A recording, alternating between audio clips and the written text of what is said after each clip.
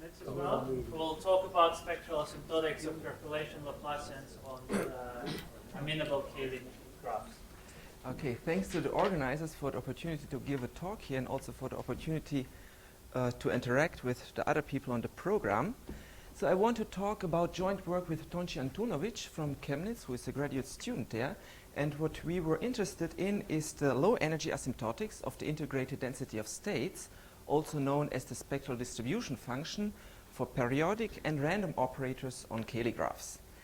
In the first half of the talk, I will restrict myself to the Euclidean setting because I hope that this is more familiar to you. And then I can introduce all the notions, discuss some universality of them, and in the second half of the talk, I go on to new results on Cayley graphs. So if you have a translation invariant operator in some Euclidean geometry, for example, the discrete Laplacian on ZD, or a periodic Schrödinger operator with a periodic potential, then you have a well-defined integrated density of states. So it's the same object with which Daniel discussed, but here I'm not interested in this finite volume approximations. Rather, I'm pretty content to have this formula at hand, which also appeared in his talk.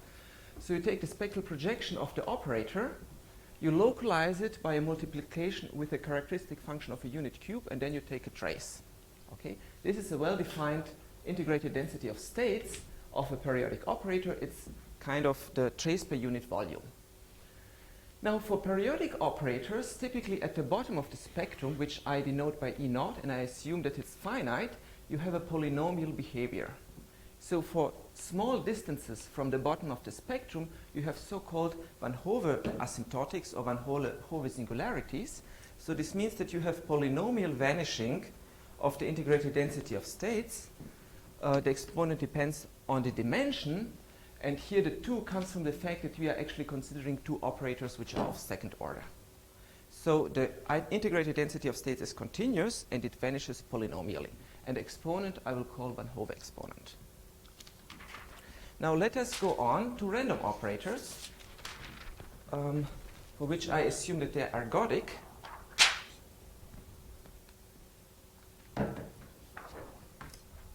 Then you can still define the integrated density of states. It is exactly the same formula as before. The only difference is now that you have an ensemble of operators, so you have to average over this. So this is the average over the randomness omega, and this is exactly the same formula which we saw in the last talk. So the integrated density of states is well defined. The spectrum is non-random almost surely, so you have a well-defined bottom of the spectrum, which I will again denote by E0. But what now drastically is changed is the behavior at the bottom of the spectrum. You don't have polynomial behavior, but for many models, you have such an exponential behavior. So this means that the integrated density of states is much more sparse at the bottom of the spectrum. You have a so-called fluctuation boundary. This means spectral values near the bottom correspond to extremely rare configurations of the randomness. Okay? So a more precise way how this has been proven for many models, for a variety of models, is this one. So you take the double logarithm of the integrated density of states, you divide it by the logarithm of the energy, and then in the limit this converges to the half.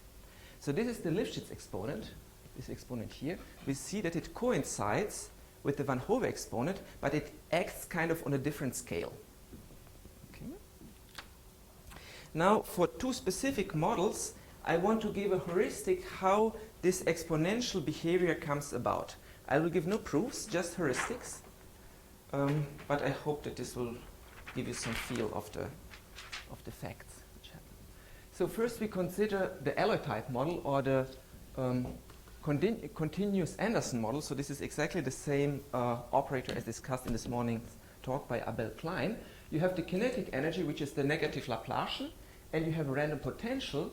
The random potential is given by translates of a non-negative single-side potential U, and you have II decoupling constants. And then you sum this up. So the II decoupling constants, they determine the strength of the potential, which may vary. I think here was the picture of it. Now, just for normalization reasons, we assume that the range of values which omega can take has 0 as its boundary. So it's non-negative, but 0 is in the support of the law of it. Okay, this is a kind of normalization condition. And since we assumed that u is non-negative, and we also assumed that it's bounded and compactly supported, then again, almost surely 0 is the bottom of the spectrum. So Lifshitz asymptotics has been proven for these models in various papers. So in square brackets, I always have references to the literature, but I have no time to discuss the history. So please read them yourself or just take note of them or whatever. So what is actually the heuristics going back to Lifshitz why you have this exponential behavior? So if you want to have a low-lying spectral value, you should look for a test function which has small energy. So what does it mean? You look for an optimally shaped test function psi such that the expectation value of the energy is smaller than epsilon. You can split up the energy in the kinetic and potential part. But now both of them are by themselves non-negative. So this means that both of them separately have to be smaller than epsilon. So you have two independent minimization problems or tasks. So let us first look at the kinetic energy in momentum space. There the Laplacian is just multiplication by p squared.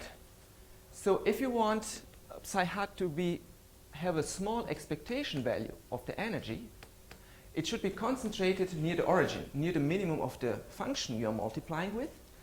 And roughly you can say that it should be concentrated on a ball of radius square root of epsilon. You take the energy equal to epsilon, you look where it crosses the line, and somehow in this ball it should be concentrated. Now if you take the inverse transform, Fourier transform, to understand what this means for psi itself, then it means that psi has to be quite spread out. So namely, roughly, it has to be spread out in a region with radius epsilon to the -1/2. So you take the inverse of the radius, and the red line should indicate a ball. And now you see that if epsilon is small, then this will be a large radius. So there are a lot of coupling constants in there. More precisely, the support of psi intersects the supports of the single side potentials of a lot of coupling constants. How many? Well, the number of lattice sides in here, this is the number of coupling constants, is proportional to the volume of this ball. And this is just, epsilon to the -d². So if we want this expectation value to be small, then most or the majority of the coupling constants have to be small. Say smaller than half of the expectation value. Since we assume that all of them are independent, you have a large deviations principle. So what does it mean? Okay.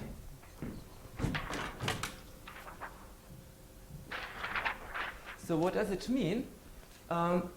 It means that you have an exponential behavior where here you have the number of random variables, and this has been calculated to be of this order, so you get exactly the Lifshitz asymptotics. Okay, fine. So this is one example where we have seen some intuition. Now a second example where we consider Poissonian obstacles.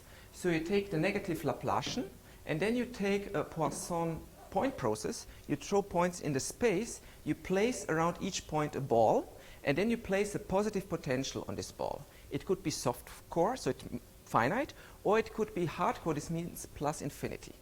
More precisely, if you take a hardcore potential, you essentially cut out the balls from the space. You consider the Laplacian of on the complement, and you take Dirichlet boundary conditions. If you want to find an optimally shaped test function which produces a low energy, then you should look for, also what I should also say, for this model, the bottom of the spectrum is again 0. Okay, so if you want to have a low-lying eigenvalue, you should look for a test function with support in a set A where you have no obstacles, no Poisson points. Okay? So by the Poisson law, the probability to have no points in A is just exponentially small in the volume of A. Okay? Now you think about the shape of A.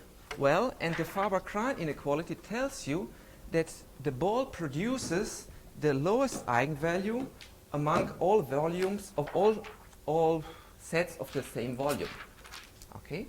So if you want to minimize the principal Dirichlet eigenvalue, you look for A equals to a ball. And moreover, the Faber-Krahn inequality gives you also the scaling between energy and radius.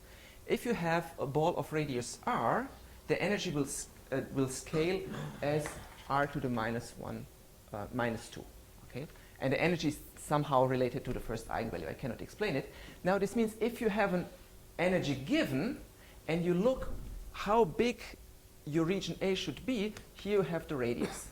So this means if you have a small energy, the integrated density of states will behave roughly as e to the minus the volume, sorry, you can't see it, the volume of the set, which we calculated, and this is just this behavior. So again, we have the same Lifshitz asymptotic behavior for the integrated density of states. So what was common to both examples? Common to both examples was that we had a random perturbation which was positive. The potential was non-negative. And the second thing which was common was that we had independent randomness. Either we had IID random variables or we had a Poisson process, which is kind of as independent as it could be. And in both cases, we were lucky enough that the bottom of the spectrum is at 0, but this is not real essentially. You can scale things. However, there's also a difference in the heuristics. Namely, in the first argument, we used a Fourier transform. This means it is kind of restricted to an abelian setting. In the second one, we used kind of isoparametric inequalities, and this you can hope to generalize to quite general graphs or manifolds or whatever. So just a short look on the corresponding models on the lattice set D, which is also kind of Euclidean geometry. You have the Anderson model, which is the same as the alloy type model. Now the Laplacian is just a discrete Laplacian. The potential is a diagonal matrix with IID entries, and everything goes through as before. You have the same heuristics, you have the same statements. We have maybe different authors of the papers, but apart from this, everything is the same. Okay, another model is our percolation Hamiltonians, which we saw in the last talk. So you consider side or bond percolation on the lattice.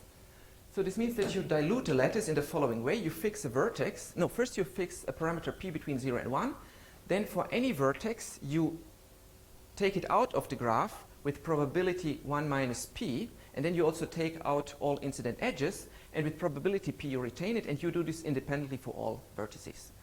And you can do the same with edges. So this way you get a random graph. So omega now denotes a random configuration of active or deleted vertices or edges, and this gives rise of a random subgraph which I denote by G omega. And here you have, well, some picture how you can imagine it. Then I introduce the adjacency operator. So for two vertices x and y which actually are in the graph, the adjacency matrix is 1 if they're adjacent in the graph, not only in the lattice, but also in the graph, and 0 otherwise. Okay, so we have defined the adjacency operator, and then we consider the following Hamiltonian or Laplacian. I mean, there are several types of Laplacians you can consider, but I start off with this one. So you take the degree which you have in the full lattice, you subtract the adjacency operator, you get a non-negative operator. The bottom of the spectrum is 0, and you again get Lifshitz asymptotics. For the side percolation model, this is actually just some kind of Anderson model where you take the values of the random variables to be 0 and infinity, right? It's kind of deleting the vertices, like in the Poisson model. If you have edge percolation, the task is more difficult because you have off-diagonal randomness, but still this Faber-Cran technology goes through, and Kirsch and Müller have proven Lifshitz tails for the subcritical regime and Müller and Stallman for the supercritical regime. And actually, this paper is also largely a motivation for our paper. Can I ask a question? Yeah. In this usual percolation model, there is a critical value. Yes, this exists here. Is that critical value also visible in this discussion here? Yes. So both for the lattice model and also for the Cayley graph models, which I'll discuss later, you have a critical value such that if p is smaller than this, if the density of surviving vertices is smaller than this, you have almost surely no infinite cluster. And if p is larger than this, you have almost surely an infinite component. It will appear on the next slide somewhere. Okay. We could also consider a slightly different Hamiltonian by adding a Dirichlet boundary term. So you take the degree in the full lattice, you take the degree in the subgraph. This is certainly smaller or equal than this, so this is a non-negative operator, and you add it to this operator before. It is concentrated on the boundary, so this means on a boundary layer you add a positive potential. And everything what I discussed goes through for this also. Maybe on the last slide I can discuss what happens if you choose a different sign, if you don't add this potential but rather you subtract it. Okay, so this question which we pose ourselves is, first, do you have the same kind of low energy behavior on more general geometries? And secondly, do we have still the persistence that the Van Hove exponent is the same as the Lifshitz exponent? Of course, you can go to more general geometries in many ways, and our choice was to choose to consider geometry of Cayley graphs and to choose as randomness percolation Hamiltonians, which turn out to be actually much easier to analyze than Anderson Hamiltonians in this setting. Okay, and we can treat, so we treat the non-percolating regime. This is where the density of the survival of the surviving vertices is smaller than PC. Then you have no infinite component in the percolation subgraph almost surely, and we can treat the Dirichlet and Bond percolation. We can also treat this Dirichlet boundary term and also a Neumann boundary term, but then you fall into a different universality class. Okay, so now I start off discussing Cayley graphs. How are they defined? You take a finitely generated group gamma. These are your vertices. Now you have to define edges. For this, you choose a finite symmetric set of generators, excluding the identity. And then you connect any two vertices, which are elements of the group, if the difference of them is in this set of generators, or more precisely the quotient, because it's non-commutative. So this way you get a Cayley graph, and it is regular, and the degree of each vertex is equal to the number of elements of S, which I will denote as K. Okay? Now there's a fundamental result classifying the growth of such graphs. Namely, if you look how the number of vertices in a ball of radius n grows, there are two behaviors which you can get. Either you have polynomial behavior, which means that you have a polynomial bound with an exponent d such that the volume is upper and lower bounded, possibly with two different prefactors with n to the power d. The second possibility is that whatever polynomial you choose, only a finite number of radii satisfy this bound. Okay? Only a finite number of them. In particular, there's no behavior that you have one subsequence which a certain type of growth and another subsequence which a different type of growth. Right? So I call this polynomial growth case and this superpolynomial growth case. And everything. What is the radius? Well, you fix one vertex and then you have a distance because you have a graph. Okay? So. And it doesn't matter which vertex you fix because the graph is transitive, so it looks everywhere the same. Okay, so the Laplacian which we look at is the degree operator minus a. So this is the negative Laplacian. And if gamma is amenable, oh sorry, the last one, or which? Yeah. Okay. Sorry. So if gamma is amenable, if it's an amenable group, then the bottom of the spectrum is equal to 0. Amenability does not enter here at any other point, so therefore I don't want to discuss it because it would get technical. Okay, but we know that the bottom of the spectrum is at 0. We know at which energy to look at. Now in this context, the Van Hove exponent is called the zero-order Novikov-Shubin invariant of the Laplacian. So this is what geometers study, and Andrzej Żuk, I don't know whether he's here. Okay, and how is it defined? You take the integrated density of states of the periodic operator, you take the logarithm, divide by the logarithm of the energy, and what pops up in the limit is d half. And in the case of superpolynomial growth, d is infinity, so you get infinity, you get a divergence.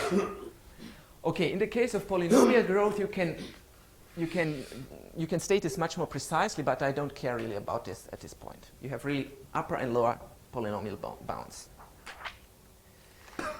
Okay, now let us look at percolation. So this was just now the periodic operator. We understand the periodic operator on the graph. Now let's look at percolation to be able to introduce the random operator. How is percolation defined? Well, exactly as previously. Side percolation is such that you throw out vertices independently with rate 1 minus p and retain them with rate p, and you can do the same also with bond percolation.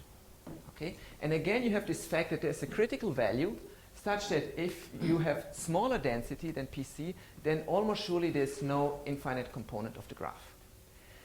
Okay, actually, a much more stronger result holds. Namely, you can say something about the distribution of the cluster sizes. Okay? So this is actually well known in the ZD setting and for also some other graphs, and we just extended the method of Eisenman and Barsky. And what you can prove this way is the following. You fix one vertex, and with this you denote the component of the percolation graph in the configuration omega where the vertex is contained. And this is the number of vertices in this cluster. And the probability that it's larger than n decays exponentially. In particular, the expected cluster size is finite, and actually this you can prove in much more generality. You can take long-range percolation, countable, quasi-transitive graphs, and so on. And this is actually, physically speaking, the analog of this Poisson behavior, right? The probability to find a large volume without obstacles is exponentially small. The theorem is under amenability condition. Yeah? No, no amenability condition. So what was the condition on the graph? Where you Basically no condition, quasi-transitive. You have a finite number of orbits, nothing else. This just falls in a different thing. Amenability plays no role here. Menshikov needed some bound conditions, growth bound conditions, but you don't need it really. Okay, so now we can define our two operators. So if I take just the valency, the degree operator, and subtract the adjacency operator, I put here an index A. So, sorry. A refers to adjacency. And if I add to this operator the Dirichlet boundary term, then I put here D. Okay? So these are two operators. Both of them have non-random spectrum, almost surely, and both of them have 0 as the lower edge of the spectrum. Okay, this is just the integrated density of states written down in this special case. You don't need a trace because the unit cube kind of is just a single vertex, so just take the scalar product with delta 0, which is just the delta function 0. Okay, and here in the star I can insert both type of boundary conditions. Now, if you take now a small energy, you have, if gamma grows polynomially, this kind of Lifshitz asymptotics. You have exponential behavior with a Lifshitz exponent d half.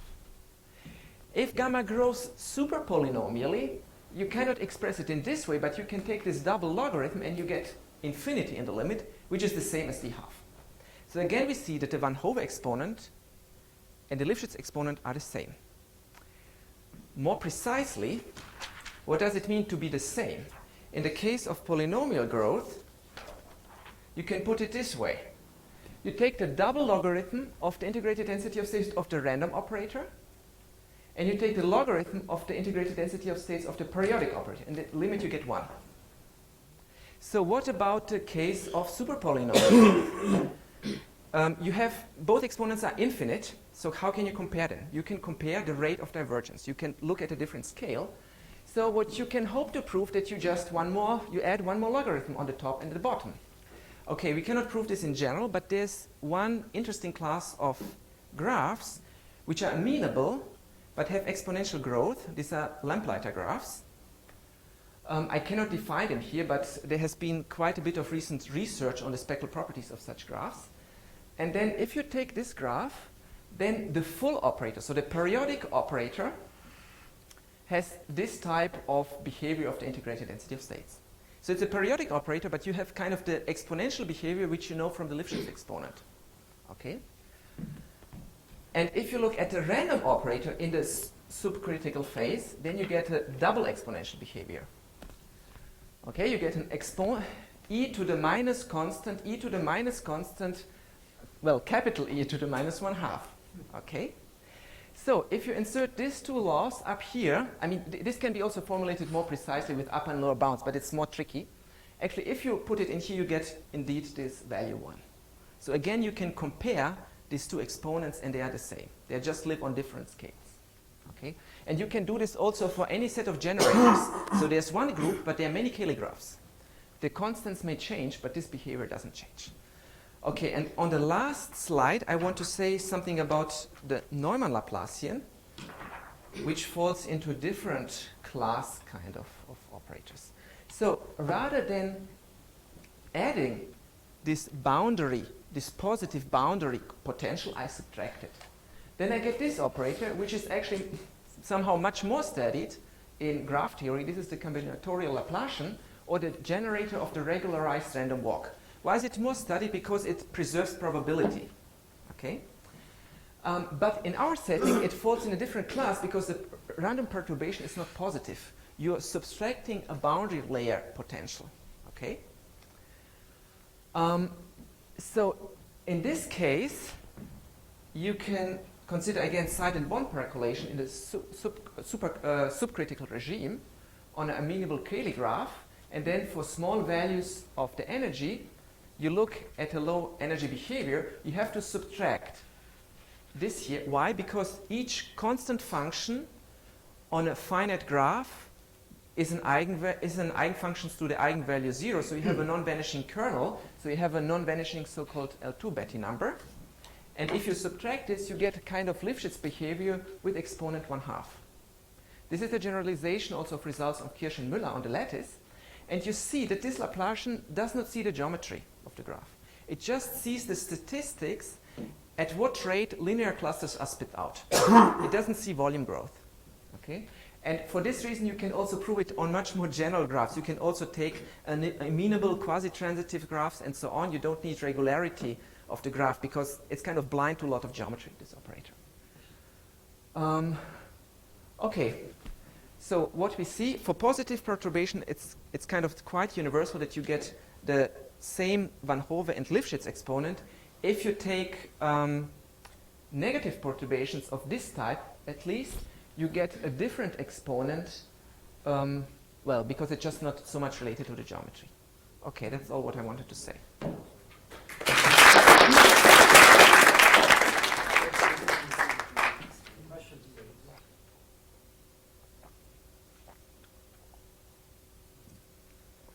Well, in the models that you studied where this percolation showed up, is the picture correct that there should be some sort of monotonicity in P? Let's say the integrated density of state should be monotonic in P.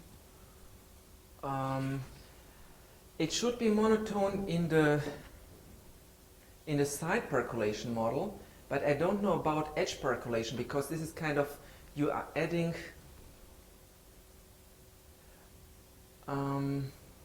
it depends also, so not for some Laplacians, maybe for others, yes. Okay? For the one with the adjacency Laplacian, it's not true. For the other ones, I guess, yes, for the other ones it should be true. For the Dirichlet one, it should be true. For the Neumann and adjacency, I don't know.